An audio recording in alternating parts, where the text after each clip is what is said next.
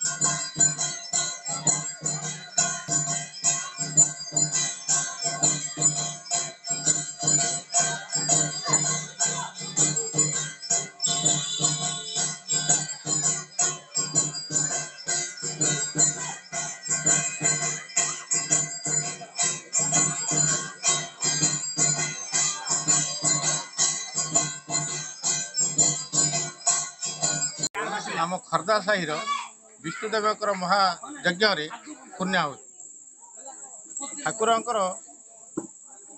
अलौकिक कहानी कहवा गले प्रथमे एक विराट काय आंब गछ थिला। से आंब गछ मूल केते खंडी पत्थर आ गोटे पादुका हले थिला।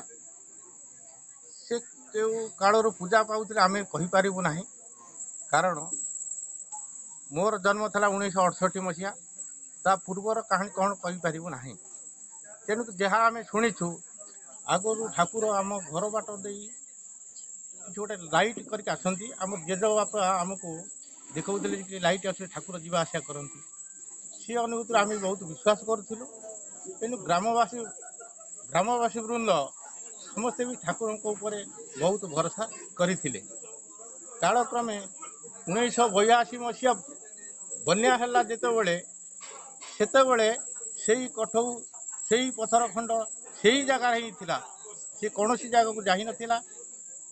बन्या छाड़ी गला परे आमे देखिलु जे से कठौ से पथर से गछ मूले थाए। समस्त ग्रामवासी बृंद आसी से पूजा करती। पर्वपर्वाणी से प्रकार चली थाए। भगवान का दयारु से नारायण का दयारु से विष्णु का दयारु आज ये अनुष्ठान ये पर्यंत आसी पहुँची सारी। मोर जहाँ मु शुणा पाई ग्रामवासी ठारू आज के बहु वर्ष तले ये पाखे आगे बोधे 50 मीटर दूर से गोटे कंटा बाईसी गछ आउ मेहटी कंटा से गोटे छोट पत्थर पड़ता। तार किसी अलौकिक प्रतिभा देखी ए गाँव जड़े बारिक घर बोहू ताकू उठे आनी ये गोटे विराट आंब गछ थिला। से आंब गछ पाखे रखिले। धीरे धीरे धीरे कालक्रमे समस्ते एठी ताकू पूजार्चना करिबारे लागिले। समय अतिबाहित हो गला।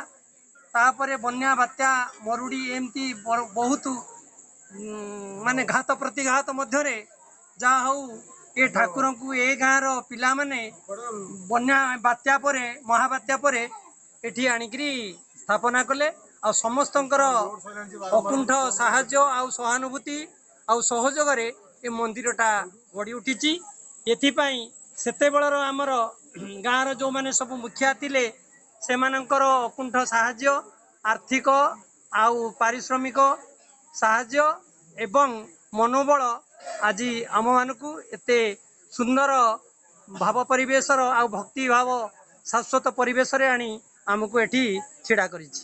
आज यही अनुष्ठान किभली आउरी टिके उन्नति हेबो आमे समस्तक पाखरे विनम्र निवेदन करूछु।